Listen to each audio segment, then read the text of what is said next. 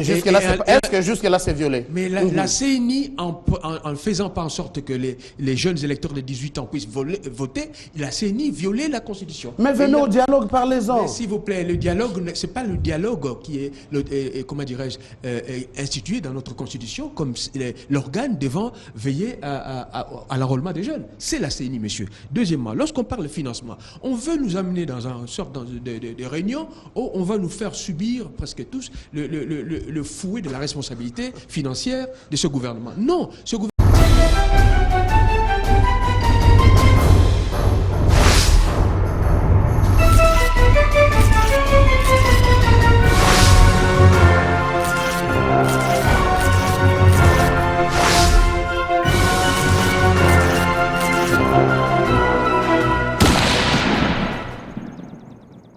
Vous êtes accompagné du côté de la majorité par Albert Dieka, cadre au sein de la CCI. Albert Dieka, merci d'être là. C'est moi qui vous remercie.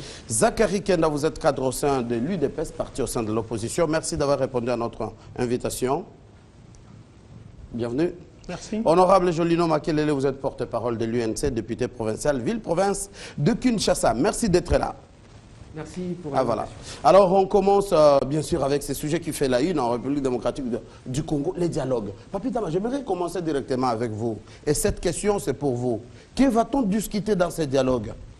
Contrairement à ce que disent déjà les médias, si vous avez fait le monitoring des médias aujourd'hui, c'est titré pour le partage du pouvoir. D'autres, bien sûr, il y aura un gouvernement de cohésion ou d'unité après ces dialogues. Et pour d'autres, c'est juste parler de l'organisation des élections. Que va-t-on parler dans ces dialogues? Merci pour l'invitation. Je crois que ces dialogues n'arrivent pas de nulle part. Ces dialogues à des préalables, à des précédents. Je crois que M. Mathieu, on peut encore se rappeler qu'il y a eu même un émissaire du chef de l'État qui a fait le tour de certaines organisations politiques. Nous pouvons aussi nous rappeler que le chef de l'État a personnellement consulté plusieurs familles politiques, partis politiques, organisations de la société civile. Et il y avait 3 questions majeures qui revenaient autour de ces contacts de pré-dialogue. On a parlé de l'enrôlement des nouveaux majeurs. Comment devons-nous résoudre ces problèmes? On a parlé de l'accompagnement de la communauté internationale. Bons offices ou carrément que nous puissions être sous leurs auspices. On a aussi parlé, toujours dans ces différents contacts, du financement des élections à venir. À l'époque, les gens ont semblé négliger toutes ces questions. Les gens ont pensé que le calendrier de la CENI tel que cela a été annoncé, ce calendrier devrait ou pouvait résoudre les problèmes. Il s'avère qu'aujourd'hui, nous sommes en train d'enrichir cette émission, nous sommes le 6 novembre. Depuis le 25 octobre, devraient s'organiser dans notre pays des élections des députés provinciaux. Donc nous vivons déjà un glissement institutionnalisé aujourd'hui de plus de 11 jours. Et personne ne sait combien de temps encore ça va prendre. Ça montre clairement, M. Mathieu, que les problèmes qui ont été évoqués, ces problèmes-là sont entiers et nécessitent la bonne volonté de part et d'autre. Parler glissement, ce n'est pas seulement parler dépassement de l'élection présidentielle ou des mandats présidentiels, c'est aussi parler, bien entendu, des dépassements des échéances fixées par la CENI. La première échéance était le 25 octobre. Donc aujourd'hui, je pense que les bonnes volontés doivent accompagner ces dialogues, les bonnes volontés de la politique comme aussi la société civile, parce que nous devons résoudre ces différents problèmes. La RDC est de nouveau devant un rendez-vous important de son histoire, où nous ne devons pas envisager des demi-mesures, mais nous devons envisager des mesures complètes. Il faudrait que nous puissions une fois pour toutes résoudre les différents problèmes liés aux différents cycles électoraux dans notre pays. D'accord, Papi Tamba. Alors, je vais poser la question au monsieur de l'UDPS, Zachary Kenda. Ce n'est pas ma question. Les gens se la posent. Pourquoi cet empressement de l'UDPS jusqu'à donner un ultimatum? De passer le mois de novembre, l'UDPS n'est plus preneur du dialogue. Oui, merci d'abord pour votre invitation. Je crois que vous démocratisez la télévision, c'est bien, il faut prendre toutes les opinions, même les plus défavorables. C'est ça aussi la démocratie. Je suis heureux d'être réinvité aujourd'hui à apparaître sur Télé 50, la grande télévision. Écoutez, de mémoire d'homme, on ne peut pas oublier qu'au sortir des élections élysiques de 2011, tout le monde avait crié, même ceux qui s'opposent au dialogue aujourd'hui, ils avaient crié que Tshisekedi était celui-là qui avait gagné les élections. Il n'y a pas de doute là-dessus. Il y a ceux qui tenaient que... C'est votre point de vue. Oui, il y a aussi ceux qui disaient que c'est Kabila qui avait gagné les élections. Je ne sais pas s'ils ont évolué, ils sont restés là-bas. Aujourd'hui, vous dites pourquoi l'UDPS veut aller dialoguer. Cet empressement. Cet empressement. Non, il n'y a pas d'empressement. Je connais des mémoires d'hommes. Je ne connais pas de mémoires d'hommes.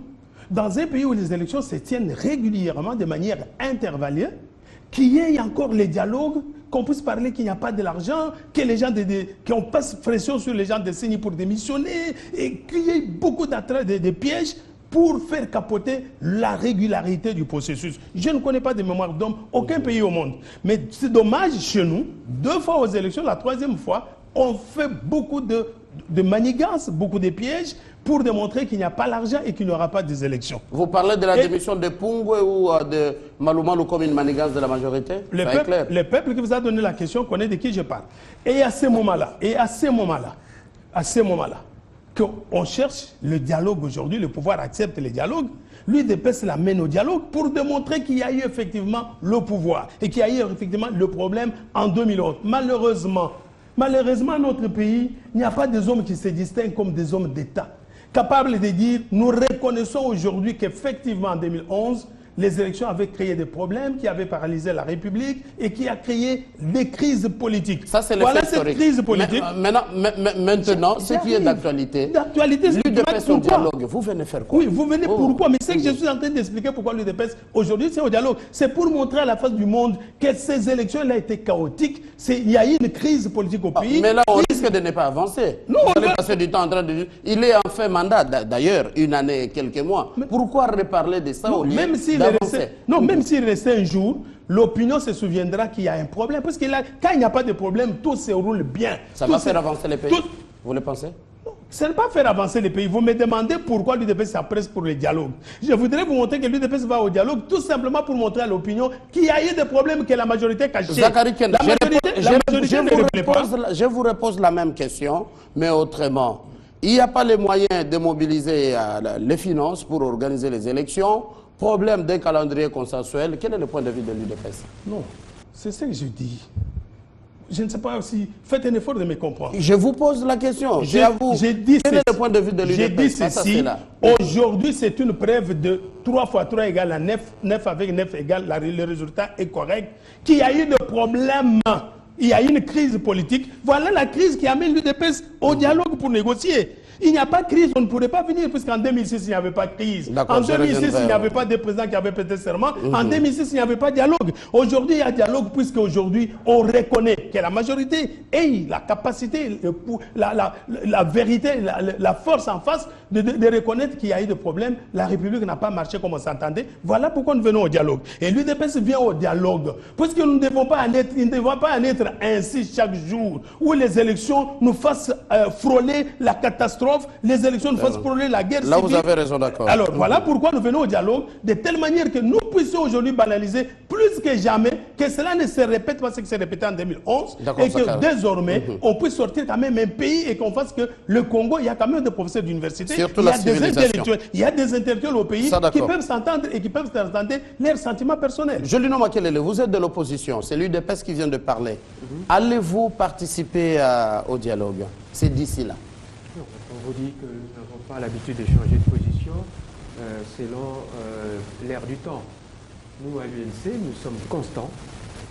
Constants d'abord dans la détermination à faire en sorte que la situation politique soit décantée de la manière prévue par les textes. Les textes, en l'occurrence, nous l'avons dit et répété, c'était d'abord l'accord cadre à l'Addis Abeba, c'était la résolution 2098 dont je vous rappelle l'un des prescrits, à savoir le point 14b, qui disait qu'on donnait mandat au représentant spécial du secrétaire général des Nations Unies en République démocratique du Congo de, j'ouvre les guillemets, promouvoir le dialogue et en vue de la réconciliation, etc., etc. Et donc, lorsque nous avons dit cela, à l'époque, nous n'avons pas été écoutés. Le président Kabila a préféré faire son congrès PPRD bis avec les concertations. On ne nous a pas été écoutés, on nous avait pas écoutés. Donc nous avons compris que le camp kabiliste ne marche que par des manœuvres, c'est-à-dire dans quelle mesure il peut faire des choses qui lui soient uniquement à lui. Convoquer le dialogue, c'est une manœuvre ou comment? Ça est un peu clair. Je vais vous l'expliquer. Alors, maintenant, on en est à ce fameux dialogue convoqué par le président de la République. Il a fait les consultations et je suis malheureux de constater qu'il y a là un problème de leadership terrible parce que c'est depuis, j'allais presque dire, le mois de mars que les consultations ont lieu. Ouais, et jusqu'à ce jour, aucune décision. C'est quand même gravissime. Ça rappelle un peu le fameux gouvernement de cohésion nationale qui a mis presque 2 ans avant d'arriver, disons, sur la place publique. Oui, il fallait s'y préparer. Il fallait s'y préparer, comme vous dites, mais il y en a qui se seraient peut-être préparés avec un peu plus de célérité selon les intérêts de l'État. Mais pour revenir un peu à ça, le dialogue, pourquoi faire? Moi, on vous l'a déjà dit 1000 fois, nous, de l'UNC. On vous a dit, le président de la République lui-même a listé les sujets ou les obstacles par rapport au processus électoral. Il avait dit, le 30 juin, dans son message du 30 juin, il avait dit qu'il fallait parler de l'enrôlement, il fallait parler du financement, il fallait parler de la sécurisation, il fallait parler du processus électoral. Mesdames et messieurs, je m'en vais décortiquer un à un ces sujets pour voir si ces sujets sont de la compétence d'un dialogue. Parlons maintenant de l'enrôlement. Commençons par là. L'enrôlement des jeunes. Ça, le président de la République, en vertu des articles 69 et jusqu'à 74 et suivants, il est le garant, c'est lui qui doit faire observer la Constitution, faire respecter la Constitution. Et lorsqu'il voit que la CENI fait un calendrier qui est affecté d'inconstitutionnalité, en l'occurrence, en l'espèce, c'est-à-dire la violation de l'article 5 qui veut que tout Congolais qui a 18 ans puisse participer au vote. Quel aurait été son rôle en l'occurrence? C'est de rappeler, en tant que garant du bon fonctionnement des institutions, à la CENI que là, il y a violation de la Constitution et qu'il y a lieu de, d'enrôler les jeunes. Ça ne mérite pas être matière maintenant dans les dialogues. Non, je vous dis, non, c'est-à-dire qu'il appartient au président, en tant que régulateur des institutions, de rappeler tout simplement à la CENI son devoir. Le président ferait son devoir de régulateur des institutions et la CENI ferait son devoir... C'est quel texte qu'il a dit? Le président de la République. Au nom de... C'est vous qui avez la parole. Non, qu'est-ce que vous voulez? L'émission du président de la République? Voilà. Ah non, le président de la République, ça, je crois que tout le monde le sait. Ça, il est le garant du bon fonctionnement des institutions. Et quant à la CENI, et je vous lis l'article 9 de la loi organique portant, organisation et fonctionnement de la CENI, en son article 9, au point 1, qui est dit, parmi ses missions, il exerce les attributions suivantes: organiser et gérer les opérations préélectorales, électorales et référendaires, notamment l'identification et l'enrôlement des électeurs. Ça, ce sont les missions dévolues à la CENI, et pas à qui d'autre, à quelqu'un d'autre, pas à un dialogue. Ça, c'est un. Deuxièmement, avant que vous puissiez défiler tous les éléments, une question à vous. Alors, les dialogues d'ici là, l'UDPS, la majorité de la société civile, sans l'UNC, ne pensez-vous pas être en retard? Vous ne vous voyez pas tomber dans ces pièges comme l'UDPS en 2006, avoir refusé les élections? Je crains que les téléspectateurs ne comprennent pas très bien le sens... c'est pas un cours, hein? Non, répondez à ma question. Ça, je vais répondre, mais si je n'explique pas pourquoi nous ne voulons pas y aller, c'est-à-dire nous voulons éviter la violation de la Constitution. Le premier, je viens de faire la démonstration ici, et personne ne peut me le contredire, que le président de la République, c'est lui le garant du bon fonctionnement des institutions. Il doit veiller à ce qu'on ne viole pas la Constitution. Est-ce que jusque-là, c'est violé? Mais la CENI, en ne faisant pas en sorte que les jeunes électeurs de 18 ans puissent voter, la CENI violait la Constitution. Mais venez au dialogue, parlez-en. S'il vous plaît, le dialogue, ce n'est pas le dialogue qui est, institué dans notre Constitution comme l'organe devant veiller à l'enrôlement des jeunes. C'est la CENI, monsieur. Deuxièmement, lorsqu'on parle de financement, on veut nous amener dans une sorte de réunion où on va nous faire subir presque tous le fouet de la responsabilité financière de ce gouvernement. Non, ce gouvernement a mal géré, comme je l'ai toujours dit, Matata Pogno et enchanté tout l'été, les indices macroéconomiques s'est trouvé fort dépourvu quand le calendrier électoral fut produit. Alors donc là maintenant, il n'a même pas les 2 millions pour organiser, on va y arriver peut-être, l'élection du gouverneur, et il dit il n'a pas l'argent. Mais qui est donc de 2012 à 2016 qui n'a pas mis l'argent à la disposition? Rapidement, équilibre la parole. Donc je vous dis pour quelle raison, ça ce n'est pas de la compétence d'un dialogue. Le dialogue ne sort pas l'argent. Troisièmement, lorsqu'on nous dit la sécurisation, mais il appartient à l'État de faire en sorte que les élections se fassent dans un cadre sécurisé. Il n'a pas besoin de dialogue pour ça. Au surplus, le dialogue ne produit pas des généraux vaillants ni de cartouches. Et quand on va arriver maintenant au processus électoral lui-même, c'est de la compétence de la CENI. Donc voici les raisons, mesdames et messieurs, qui poussent l'UNC en tant que parti responsable à dire non, nous ne pouvons pas aller dans un cadre dialogué, c'est-à-dire prendre les décisions qui s'imposeront aux autres institutions qui sont censées être indépendantes. Ma question, je vous donne encore la parole. Je reviens. Honorable Jolino, oui? Ma question, les grands partis de l'opposition, l'UDPS, acceptent de prendre part. Pourquoi vous, l'UNC, ne trouvez-vous pas que vous allez vous mettre à l'écart de la machine politique qui va avancer sans vous ou avec vous? Oui, c'est libre à vous. Nous sommes des partis, j'allais presque dire, autonomes. Bien que nous soyons du même bord politique, nous sommes des partis autonomes. Donc il appartient à l'UDPS de prendre ses positions. D'accord, Jolino. Nous estimons, que c'est un dialogue piège qui n'a pour objectif que de faire Jolino, en sorte que M. Kabila reste au pouvoir au-delà du 19 décembre. D'accord, Jolino. Nous ne voulons pas de ça. Là, c'était l'opposition, l'UNC. La parole à la majorité, la CCU, Albert Dieka. Le pouvoir serait libre de tenter tout changement par référendum, c'est toujours constitutionnel, mais on vous a chargé ici. D'abord, j'aimerais votre réaction par rapport à tout ce que l'opposition vient de dire. Vous les tendez un piège en organisant, en convoquant ce dialogue. Nous ne sommes pas de ceux qui voient le piège partout et s'engagent dans la politique, parce que la politique est faite aussi de pièges. Ce qui peut être reprochable, c'est ne pas être intelligent pour voir comment esquiver le piège. Ce n'est pas là le problème, mais je voudrais proclamer ici haut que négocier, c'est une vertu. Et je ne connais pas une seule constitution au monde qui ait interdit aux acteurs politiques de négocier. Et il ne faudra pas que quand on parle de négociation, que les gens nous disent négocier veut dire violer la constitution. Ceux qui veulent exclure les concepts de négociation en politique, ce sont ceux-là qui doivent dire adieu à la politique, parce que le jeu politique est fait. Même dans le pays où il y a la stabilité aux États-Unis, les acteurs politiques se parlent. C'est une grave erreur aussi quand mon frère aîné de l'UDPS parle que nous voulons négocier pour proclamer à la face du monde. Non, les Congolais veulent négocier parce qu'ils veulent se parler entre eux. Il ne faudrait pas toujours avoir ces raisonnements-là un peu tournés vers la satisfaction de l'extérieur, même quand il y a à se parler entre Congolais. J'aimerais aussi dire, et coup de chapeau à l'UDPS, qui depuis les fonds de temps de mon adolescence a toujours été extrémiste par rapport à cette vertu de négociation. Aujourd'hui, l'UDPS fait le réel politique. L'UDPS a été avisé à proclamer devant l'opinion nationale qu'elle n'a rien à suivre, cette opposition situationniste, cette opposition qui a l'habitude, la fâcheuse habitude d'entraîner notre jeunesse dans un activisme politique de type terroriste. En politique, il y a des problèmes, l'UDPS l'a dit depuis Mobutu, il y a des problèmes. Peut-être on a toujours commis l'erreur de ne pas se parler. Il est temps que l'on se parle, parce que tous, même Makelele, quand il fait son analyse, nous avons démontré plusieurs fois ici. Vous voyez, Makelele ne sort pas de ce caste-là de situationniste.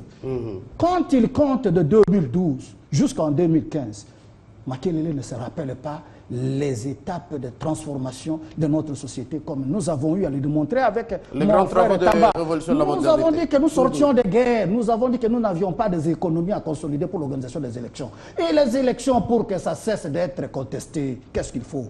Les gens doivent se parler, parce qu'il ne suffit pas de faire les élections. Encore faudrait-il inculquer dans la conception de l'homme congolais qu'on ne va pas aux élections pour nécessairement les gagner. Les élections ne viennent pas pour le confort de ceux qui sont au pouvoir, tout comme pour généralement amener ceux qui sont dans l'opposition au pouvoir. Mais ici, chez nous, avec cette inculture que nous avons, qu'on va aux élections pour le gagner, même quand on est dans la position de le perdre, il y a la contestation qui va être relancée. Au premier jour de la proclamation de verdict, ça sera contesté. Là, je trouve vraiment les vertus de négociation, les vertus de dialogue, c'est pour se parler, parce que personne n'a le monopole de la vérité. La politique, il faut éviter, il ne faut pas se donner la satisfaction d'avoir le monopole de la vérité. Nous qui sommes au pouvoir, nous reconnaissons la valeur. qu'ont certains de nos frères dans l'opposition, à apporter des propositions, mais n'en est pas voir des pièges partout. Ça, comme aussi on vous accuse de préparer d'autres cartouches, outre les dialogues, vous avez les référendums et sûrement les glissements. Papi Tambala dit les glissements est déjà de fait parce que certains scrutins, la date ou les dates n'ont pas été respectées. Nous parlons de glissement depuis les fonds des temps immémoriaux. Il y en a qui parlent de dépassement. Heureusement que l'UDPS a compris que nous sommes en plein dépassement de tous les mandats. Mais si on ne se parle pas, comment voudriez-vous que nous puissions résoudre ce problème pour qu'on organise les élections qui, quand une fois proclamées, ça sera accepté, ça sera en démocratie, et ça sera accepté, ça va apaiser la population, ça va amener la paix pour la construction de la nation, l'édification de la nation. Refuser de se parler pour dire, peut-être avec les néo-opposants du G7, mais je salue l'attitude de l'UDPS, une attitude responsable, une attitude de réel politique. Ça, d'accord. Nous devons nous parler, pas simplement pour satisfaire l'extérieur, mais se parler pour que nous puissions voir la culture de la démocratie construire véritablement et la classe politique et la société et ceux qui sont au pouvoir. Parlons un peu de la médiation ou de la modération. On cite soit la MONUSCO, soit Saïd Djanit, envoyé spécial de l'ONU dans les Grands Lacs. Ça vous va du côté de la majorité, Papi Tamba? Déjà, il est contesté, Saïd Djanit, déjà contesté par une partie de l'opposition. Contesté par ceux-là qui ne veulent pas de dialogue, je ne sais pas. Monsieur Mathieu, je me positionne encore à la période d'avant 2011. Apparemment, l'INC ne veut pas tirer des leçons. La même arrogance que je vois aujourd'hui de l'INC vis-à-vis de l'IDPS, nous l'avons vu en 2011. Avant des élections de 2011, où ils pensaient devenir tellement un grand parti politique avec leurs leaders, sauf qu'ils ne sont pas restés longtemps, ils ne sont pas montés longtemps sur leurs chevaux, parce qu'à un moment, leur président était devenu pratiquement le secrétaire général de l'IDPS. On l'a vu plusieurs fois faire les déplacements limités. Il a cessé, il a baissé son arrogance. Et on l'a aussi vu aller jusqu'à la Cour suprême, pas pour lui, mais encore pour le président de l'IDPS. Et on a vu à un certain moment, il est même devenu ami avec non plus seulement le président de l'IDPS, mais avec le fils, jusqu'à se faire conduire à Addis Abeba. L'histoire devait les renseigner. Moi, je crois que si j'étais dans l'opposition, je réfléchirais à deux fois. Quand je vois un parti comme l'IDPS accepter et prôner les dialogues par rapport à comment nous connaissons l'histoire de ces partis politiques, je pense que ceci est en train d'impulser une nouvelle donne dans notre politique. Moi, je me dis que la RDC est à la croisée des chemins et aujourd'hui, nous sommes devant une chance que nous devons saisir de part et d'autre. C'est pourquoi dans ma première intervention, j'ai parlé de la bonne volonté qui doit accompagner les acteurs politiques. Ça ne sert à rien de continuer à s'attarder sur la personne de Joseph Kabila comme si soi-même on n'était pas en plein glissement. Jolino Makelele, qui siège depuis 2007 comme député provincial, il trouve normal qu'en 2015, qu'il continue à se faire prévaloir de ses droits. Maintenant, pour nous dire, en 2015, je dis bien c'est 8 ans après, il va brandir la Constitution. 8 ans après. Tant qu'il n'y a pas élection des députés, les jeunes devaient quand même nous habiter. Députés provinciaux. Dans sa conception, quand il parle de glissement, quand il parle de dépassement, ce n'est que les mandats présidentiels. Ah voilà. Ce qui voudra dire que M. Jolino voudra avoir un bonus d'un mandat complet de non-éligibilité où il n'est élu par personne, mais il va siéger pendant un mandat complet parce qu'il faut s'attarder sur la personne de Joseph Kabila. Non et non. Parce que les Congolais aujourd'hui ne vivront pas avec le chantage de ceux qui ne sont plus dans l'opposition, mais qui sont dans la dissidence, qui ont des problèmes personnels à régler avec la personne de Joseph Kabila. On sait les voir. Personnel. Je dis bien, non, permettez-moi, parce qu'on les comprend à travers les prises de position.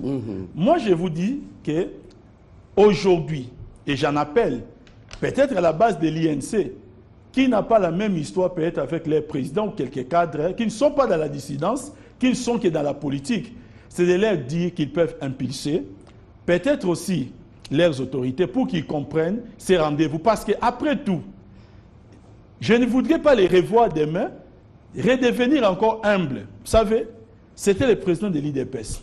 avant les élections de 2011, qui avait dit que le président Kamere, président de l'INC, lui avait même donné un faux rendez-vous à Washington. Un faux rendez-vous. Vous vous rappellerez de cet épisode, parce que monsieur se voyait déjà président. Aujourd'hui, non, après 2011, il a baissé toute sa prétention. Et aujourd'hui, au lieu de tirer les leçons, il reprend encore toute son arrogance. Quand il a pris la parole, il ne s'est pas adressé contre nous. Vous avez vu de la manière dont il s'est adressé contre l'IDPS, avec une arrogance qui ne peut que m'étonner. Moi, je ne suis pas de l'opposition. Je ne suis pas membre de l'IDPS. Mais quand en face de moi, je dois regarder l'opposition, les respects, c'est plus envers l'IDPS. Et vous les appelez à participer au dialogue? Non, c'est cette arrogance. C'est l'arrogance qui m'étonne, qui anime l'IDPS, et plutôt qui anime l'INC. Et aujourd'hui, je ne fais que prodiguer des conseils, même si ce n'est pas mon rôle. Pourquoi? C'est pas encore tard qu'ils viennent participer au dialogue. Sous peu, comme on l'a vu, on a vu leur président à un moment voler même la place de Jacquemain Chabani, où carrément, tous les jours, il était plus au siège de l'IDPS qu'au siège de leur propre parti politique. Les Congolais aujourd'hui doivent dialoguer. Les problèmes existent et il est réel. Il n'est pas créé, il n'est pas inventé. Nous ne sommes pas dans un monde où nous imaginons des problèmes. Si, comme l'a dit Maître Zakari, à juste titre, je suis d'accord avec lui, si les choses se passaient normalement, on ne serait pas là aujourd'hui en train de faire une émission sur les dialogues. Ça, c'est vrai. On ne serait pas là pour parler du dépassement, large dépassement des mandats de Jolino Makelele. On n'en parlerait pas. Depuis 2012, Jolino Makelele devait rendre l'établier et demander encore que sa base puisse au moins les lire. Mais aujourd'hui, il vit dans un bonus. C'est sa chance, je ne suis pas jaloux. C'est votre chance. Mais je vais seulement dire, comprenez qu'en ayant cette chance-là, ne bloquez pas la République pour être devenu égoïste. Voilà. D'accord. Zakari Kenda, de la médiation ou de la modération, d'accord avec cette proposition des Aïd de Djenit? Bon, je vais répondre à la question. Je voudrais d'abord dire quelques mots sur ce que mon frère de l'UNC a dit. Vous savez, frère, il y a 4 éventualités qui se pointent à l'horizon. Lesquelles? La première, soit Kabila refuse d'organiser des élections, se maintient comme il s'est maintenu en 2011. Vous chanterez dans tous les médias. Il règne par défi. Faut pas dire ça déjà, non, j'ai 4 éventualités. Nous allons parler, nous allons piloguer dans tous les médias. Il règne par défi. Première éventualité. Deuxième, il peut arriver qu'il y ait la guerre. Troisième, il peut arriver qu'il y ait un dialogue. Lesquelles de ces 4 éventualités est la bonne qu'on peut choisir pour éviter tout cela? Or, on connaît que toutes les 3 autres élections sont désagréables. Le dialogue est l'éventualité la bonne. Ce que vous avez dit, vous avez dit la vérité. Mais ce que vous avez dit, c'est pour les prêtres. C'est pour les prêtres qui appelleraient président Kabila. Monsieur Kabila, vous êtes le président pour réguler les institutions de la République. Mais vous êtes un acteur politique. Vous voyez au Burundi, Nkurunziza se maintient de force. Vous voyez au Rwanda, Kagame va bientôt, référendum. Tout près de chez nous, au Congo-Brazzaville. Chez nous même, des démissions en cascade. Comment allez-vous continuer à faire confiance à Kabila pour être le pouvoir régulateur des institutions? Et en politique, à ce moment-là, on fait intervenir la notion de rapport de force. Le rapport de force, c'est ce que l'UDPS comprend. Que M. Kabila, nous devons l'amener autour d'une table qui nous explique pourquoi. Pourquoi il est le régulateur des institutions et pourquoi la CENI ne fait pas son travail, pourquoi son gouvernement n'a pas financé la CENI et pourquoi. C'est autour du dialogue. Parce que le dire seulement que lui, il devait dire un mot, mais il n'a pas dit un mot. Nous sommes dans une situation où Kabila n'a pas dit un mot sur la CENI et sur les élections. Qu'est-ce qu'on doit faire? Qu'on se taise? Qu'on attende ce jour-là, en 2011, qui n'a pas dit de vous tous que Tshisekedi a gagné les élections? Et qui est allé chasser Kabila? Il est là, il a terminé le mandat. Vous avez posé toutes mes questions que je devais poser à l'UNC. Voilà pourquoi aujourd'hui, mais ce que vous auriez pu faire, et vous devez le faire, c'est d'être vigilant, pas s'opposer au dialogue. Moi, personnellement, je ne voyais même pas les bienfaits du dialogue. Mais avec le temps, en attendant mon président, j'ai compris qu'il faille négocier, ne fût-ce que pour sauver ce qui reste à sauver. Vous auriez dit L'UDPS ne va pas au dialogue pour une transition, comme j'entends bien d'acteurs politiques. Je ne sais pas, ils viennent de quel bord, pour apprendre la politique à Etienne Tshisekedi. Etienne Tshisekedi lui-même très humble. Il dit, moi, apprendre la politique à Monsengo, qui ne l'avait pas suivi. Qui peut apprendre la politique à Tshisekedi dans ce pays? Il s'appelle comment? Il est éprouvé par qui? Pour dire, moi, je suis un politicien, je vais donner les leçons de morale à Tshisekedi, les leçons politiques. Il s'appelle comment? Non, il s'appelle comment? Et à l'époque. Non, il s'appelle comment? Non. À chaque époque, son roi. Nous sommes aujourd'hui en 2015, le 6 novembre. Qui peut donner la leçon politique à Tshisekedi? Qui est éprouvé par l'opinion, dire que celui-là ou jamais? Non, il n'y en a pas. Il faut avoir l'humilité. Il faut avoir l'humilité et scientifique et politique. Voilà pourquoi nous disons que l'UDPS ne va pas. Là maintenant, c'est contre les gens du pouvoir. L'UDPS ne vient pas au dialogue comme vous le prétendez. L'UDPS vient au dialogue comme étant les guillons, comme étant le filigrane du peuple congolais, pour poser les questions de telle manière que les dialogues de l'UDPS auxquels va participer, s'il va participer, que ça ne se ressemble pas aux négociations de votre famille politique. Non. Et alors non. Voilà pourquoi. Vous dites que l'UDPS, pour la première fois que l'UDPS vient au dialogue, vous avez bien dit, depuis votre jeunesse... Ça aussi, il faut reconnaître que vous êtes extrémiste. Non, non. Mais cette fois-ci, vous avez compris avec le temps. Non, je lui donne raison, peut-être qu'il n'était pas encore né. Depuis sa jeunesse, ah oui, il n'était pas encore né, parce que l'UDPS a négocié avec Mobutu plusieurs fois, je ne sais même pas les citer. Palais des Marbres 1, Palais des Marbres 2, Lyonda, Badolite, les accords de Badolite, ça c'est l'UDPS. Vous n'étiez pas encore né. D'accord, alors quand vous êtes né... Ma question, de la médiation de Saïd Djinnit, ça vous va? Il serait très tôt. Quel est l'élément légal sur lequel le médiateur là est fondé? Il sort d'où? Puisque nous, à l'UDPS, notre président a écrit au secrétaire général des Nations Unies pour nous donner un médiateur international. Vous proposez. Il ne l'a pas fait. On ne peut pas proposer. On demande à quelqu'un de nommer, nous allons le proposer. Nous attendons. Est-ce qu'il a été, celui que vous citez, est-ce qu'il a été nommé? Est-ce qu'il a été désigné? Est-ce qu'il vous a dit que je suis venu pour ça? C'est la question que la CCI vous a posée. Me demandez... Pourquoi les petites questions internes, vous adressez toujours à la communauté internationale? Pourquoi ne pas trouver un médiateur entre vous? Mais CCI se poserait la toute petite question. Pourquoi ces gens n'ont pas confiance en nous? C'est la toute petite question. Pourquoi l'opposition n'a pas confiance en nous? C'est nous qui sommes le pouvoir organisateur. Donc comme nous n'avons pas, c'est que nous dirigeons très mal. C'est qu'il n'y a pas une bonne gouvernance, ils n'ont pas confiance en nous puisque nous ne sommes pas de bons dirigeants, nous ne sommes pas de bonnes autorités du pays. Voilà pourquoi on n'a pas confiance en eux. On cherche toujours les médiateurs internationaux. Les médiateurs internationaux deviennent mauvais. Mais l'effort qui vous a servi en 2006 pour être président en proclamant les résultats des élections dans des chars, c'était l'effort, non? C'était la communauté internationale. C'est cette même communauté internationale en Afrique du Sud, dans les accords entre Congolais, qui a fait que vous soyez président de la République. Pourquoi vous choisissez, quand c'est bon, vous prenez, quand c'est froid, vous rejetez? D'accord. Vous allez conclure, Jolino. La parole d'abord à la CCI. D'accord. Je n'aimerais pas donner une leçon de politique, mais peut-être que mon frère de l'UDPS maîtrise le répertoire médiocre des hommes politiques au Congo. Je voudrais, pour son information, lui dire qu'à 85 déjà, quand Etienne Tshisekedi quittait la cellule à Bouta où il était transféré, j'ai partagé la cellule avec certains camarades de l'UDPS.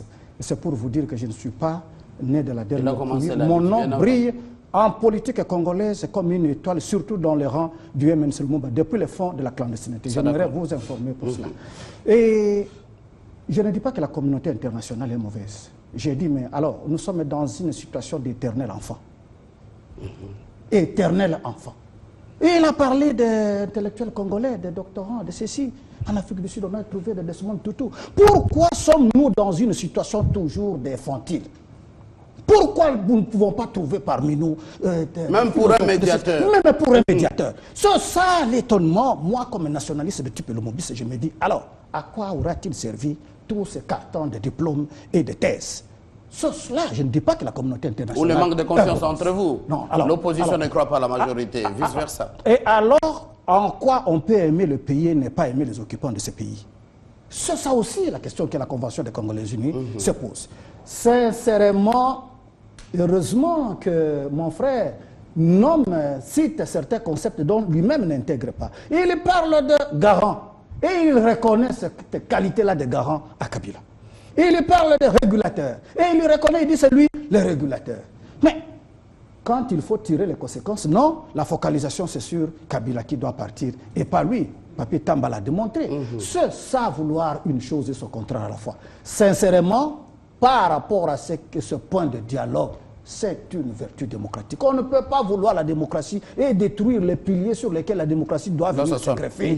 Nous devons découvrir quelles sont les valeurs qui puissent venir dans notre pays à appuyer la démocratie. L'acceptation des verdicts, tout cela c'est culturel, tout cela c'est citoyen, tout cela nous procédons toujours par les déficits du citoyen pour faire valoir tout simplement notre volonté à nous. J'aimerais dire à mon frère de l'UDPS que quand on va négocier, quand on va se parler, chacun vient avec ses ambitions. Et je comprends l'ambition de l'UDPS. De dire non, il faudrait que prendre Tshisekedi et lui président, bon, ça c'est une prétention. Mais quand on y sort de dialogue, on sort avec une somme de solutions consensuelles.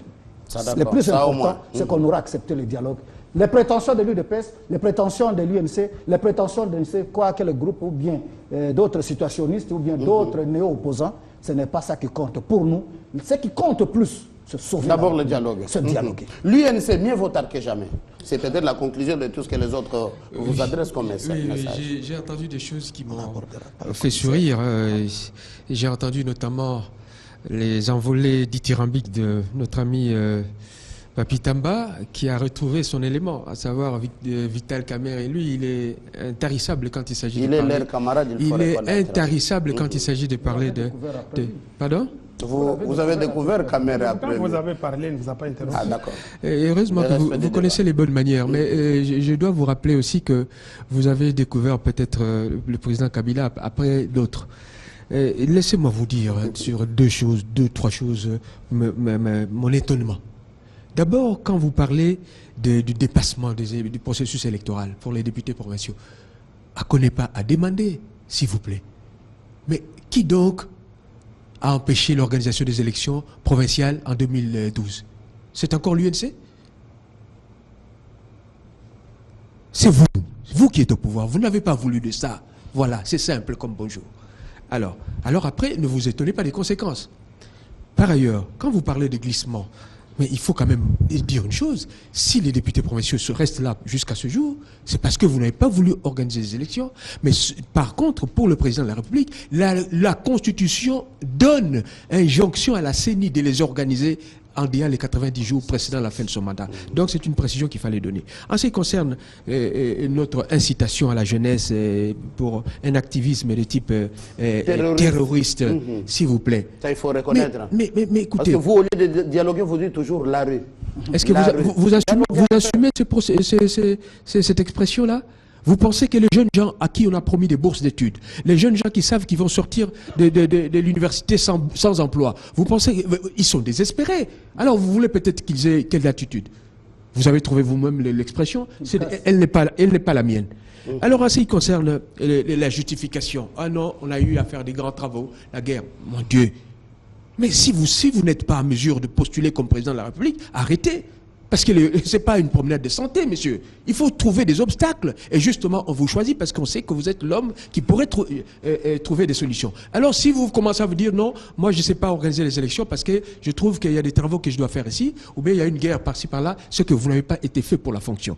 S'il vous plaît. En ce qui concerne l'éternelle infantilisation, mais non, nous, la communauté internationale, ce n'est pas nous. La résolution 2098, ce n'est pas nous qui l'avons sollicité, c'est vous, messieurs du pouvoir. C'est vous. Alors, s'il vous plaît, c'est dans cette résolution où il est donné mandat et mission au représentant spécial du secrétaire général des Nations Unies. Nous l'avons discuté un jour ici, le texte est là. Ok? Alors, pour revenir au dialogue, monsieur, vous pouvez faire cajoler l'UDPS comme vous voulez. Monsieur Papi Tamba, c'est votre rôle. Pour l'instant, vous n'avez que ce rôle-là et il faut qu'il marche. S'il ne marche pas, imaginez que l'UDPS s'en tienne à la présence du médiateur international. Vous êtes foutus. D'accord, Jolino Makelele. En une minute, tout et chacun, on va parler un mot sur les commissaires spéciaux en formation. Une formation qui vient de se terminer il y a peu. On est déjà informé. Quel rapport ces commissaires spéciaux auront avec les assemblées provinciales? Vont-ils répondre devant qui? Que deviennent ces assemblées provinciales qui n'ont pas élu ces commissaires, qui ont presque un mandat de gouverneur? Papi Tamba, une minute. de leur mission face aux défis qui les attendent? Vous les appelez commissaires spéciaux, ce qui voudra dire qu'ils vivent dans un régime spécial. Ça, c'est vrai. Et vous connaissez les principes. Devant une situation générale, on recourt aux solutions générales. Et devant une situation exceptionnelle, on recourt aux situations exceptionnelles. Ce n'est qu'une mesure transitoire où la sagesse va primer, sachant que toute personne a envie de voir son coin se développer. La bonne volonté accompagnera les différentes réalisations ou même la manière dont devraient se conduire les travaux de ces différents commissaires généraux. Mais permettez-moi, avant de finir, de demander à l'INC de ne pas, aujourd'hui, monter la prétention pour redevenir humble demain. Je vous exhorte à devenir humble, parce que vous nous avez habitués, parce que si l'IMT vous a ouvert les portes en 2011 et 2012, je crois que l'IMT, cette fois-ci, vous fermera les portes. Où irez-vous encore? Parce que vous êtes habitués à être prétentieux, mais après à voler, Bruno Mavungu n'acceptera pas que vous puissiez encore lui voler la vedette comme vous l'avez fait avec Jacques Chabani. Libre à vous, quand vous verrez notre ancien secrétaire général, vous pourriez au moins le lui dire. Et ça lui fera du bien parce que nous ne voulons pas les voir encore commencer à courir derrière Bruno Mavungu comme ça a été le cas avec Jacques Chabani. Le doyen M. Zakari Kenda, vous avez la parole. Un mot sur ces commissaires, de leur mission face aux défis qui les attendent. C'était un cas de conscience pour nos frères qui refusent de venir au dialogue. C'est aussi un cas de conscience. Les commissaires spéciaux. J'ai entendu la convention de l'opposition les dire que c'est anticonstitution. Mais quand nous sommes devant des cas comme ça, qu'est-ce que nous allons faire? Il nous reste, nous n'avons que des options. Soit de prendre les armes et de les défaire, soit d'être autour d'une table. C'est un cas de conscience. Et ce sont des preuves. Nkurunziza tente Kabila. Kagame tente Kabila. Sassou Nguesso tente Kabila. Et voilà, nous sommes à la nomination des commissaires spéciaux. Et bientôt, ils vont nommer les administrateurs des territoires et tout. Comme en 2011. Savez-vous, frère, que nous sommes allés, l'opposition, vous m'attendez, vous savez que nous sommes allés aux élections avec des ministres en fonction? Moi, personnellement, j'ai été opposé à Maker, moi, ministre en fonction. Et quel ministre de l'Éducation nationale, pendant que toutes les opérations des élections étaient entre les mains des enseignants? Est-ce que vous comprenez que dans les écoles? Dans les écoles. Malgré ça, je l'ai battu comme un bébé. Oui, je l'ai battu comme un bébé, mais il n'a rien fait. Est-ce que nous voulons toujours cette situation-là? Est-ce que vous voulez vraiment cette situation? Moi, ça me fait mal parce que je suis allé aux élections. J'ai vu comment les gens ont déchiré les habits et les cartes électorales. Donc vous appelez l'UNC à rejoindre? Non, je n'appelle pas l'UNC. Je dis que c'est un cas de conscience. Qui veut poser la conscience, il faut aller. Mais nous précisons une chose, l'UDPS ne veut pas au dialogue pour les beaux yeux de quiconque. L'UDPS a ses préalables. Non, pas le partage du pouvoir. Il faut oublier ça. Il faut oublier ça, c'est mal connaître les Tshisekedi. Mais on le dit aussi en coulisses. Je l'ai suivi. Que Tshisekedi fils négocierait la primature. Mais monsieur, qui va refuser à mon fils? Même si ça ne fait pas de débat. Mais qui va refuser à mon fils d'aller étudier? Puisque moi j'ai déjà étudié. Ah, ça d'accord. Moi j'ai déjà étudié. On va refuser à mon fils d'aller étudier? Non, mon fils va aller étudier. Si le fils de Tshisekedi vient, c'est un combattant. Est-ce que le premier à trahir l'UDPS, c'est l'enfant de Tshisekedi? Qui n'a jamais trahi encore l'UDPS? Ça d'accord. Lui n'a pas encore trahi l'UDPS, mais il y a ceux qui ont trahi l'UDPS, des grands que lui, qui ont même fondé l'UDPS. Les fondateurs, les thèses parlementaires, qui ont tous dessus. Ils sont partis, l'UDPS n'est pas mort. Alors, le fils de Tshisekedi n'a dit à personne qu'il allait prendre le pouvoir. Donc, comprenez que nous n'allons pas au dialogue pour le beau yeux de quiconque. Et ce dialogue il y a, c'est pour l'intérêt supérieur de la République, pour lequel Tshisekedi s'est battu, et Tshisekedi a la dette du sang du peuple congolais sur ses pommes de main pour avoir dirigé un combat, les combats aujourd'hui qui nous fassent arriver aux échéances électorales. Honorable Jolino, commissaire spécial, un mot. Comment vous avez accueilli ces nominations? C'est un monstre juridique. Un monstre juridique d'ailleurs, il faut voir avec quelles difficultés ils ont à les faire fonctionner. Il faut même des séminaires spéciaux pour ça, mais je suis même pas sûr que même après les séminaires, ils puissent trouver leur marque, c'est-à-dire comment travailler conformément à nos lois. C'est pas mal un séminaire, ça s'appelle séminaire d'orientation. Oui, je vous dis que c'est un monstre juridique. On sera heureux de voir quelle sera la nature des actes qu'ils vont poser et devant qui ils seront responsables. Parce que ce pouvoir, il a suspendu même les assemblées provinciales, s'il vous plaît. Et ces assemblées provinciales, en principe, pour les suspendre, il faut qu'il y ait j'allais presque dire, un risque d'atteinte à l'ordre public. Or, il n'y a pas de risque d'atteinte à l'ordre public. On ne peut pas les dissoudre si s'il y a lieu, il n'y a que le président de la République. Tout ça, c'est de la violation de la Constitution. Mais pour revenir un peu au dialogue, parce que c'est tel est le sujet. Donc, je vous disais, pour les commissaires spéciaux, ça procède de la même politique, à savoir qu'on ne veut pas que les institutions fonctionnent. Ça, ce sont les obstacles. Pour revenir au dialogue, je dis, nous, libres à nos amis de l'UDPS d'aller au dialogue avec ceux de la majorité. Je sens comment M. Papitamba est en train de pleurnicher pour que nos amis de l'UDPS ne l'abandonnent pas. Mais libre à eux, s'ils vont parler, comment dirais-je, récupération de l'impérium, ou s'ils vont parler des morts qui ont eu lieu et comment les réparer, tout ça, libre à eux. Mais nous disons ceci, nous ne sommes pas des gamins, nous savons où ce pouvoir veut nous amener. Il veut nous amener à faire en sorte qu'il reste au pouvoir. D'ailleurs, ils sont en train de dire que un de leurs, le porte-parole, qu'il faut au moins 2 à 4 ans encore pour que ce pouvoir soit d'organiser les élections. Donc, ça commence à poindre à l'horizon et nous disons toutes ces procédures-là, c'est des manœuvres auxquelles nous allons résister et résister de la plus belle manière. C'est-à-dire que nous n'allons pas laisser ces gens qui sont là glisser parce que la Constitution est claire là-dessus. L'élection du président de la République doit. Et pourquoi M. Kabila ne prendrait pas pourquoi il ne prendrait pas l'engagement? L'engagement, il prend devant le peuple. Que moi, je ne sais pas. Il n'y aura pas de glissement. Non, le respect des temps. Albert Dieka. On conclut. Il vous a privé de temps. Souffrez. 30 secondes, on conclut l'émission. Un petit curé de campagne, pour prendre l'expression de son Excellence, Monsieur le ministre des Communications et Médias, qui se proclame être plus catholique que le pape. J'aimerais inviter encore nos frères de l'opposition, que je dénie à l'opposition la qualité. Je dénie, laissez-moi parler.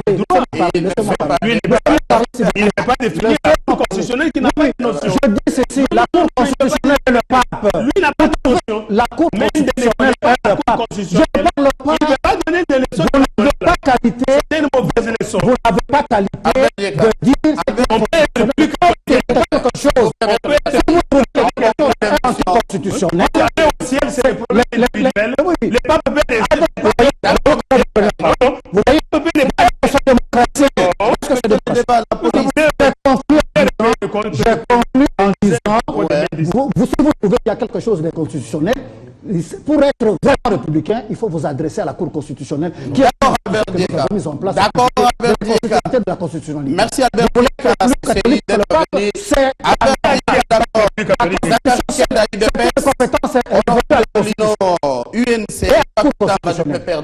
Merci surtout à ces autorités qui ne cessent de continuer malgré les difficultés. Un remerciement sincère au vice-premier ministre, il est chargé de l'intérieur et sécurité, Évariste Bochaba. Ainsi finit sa fin de débat. Très bonne suite sur votre chaîne.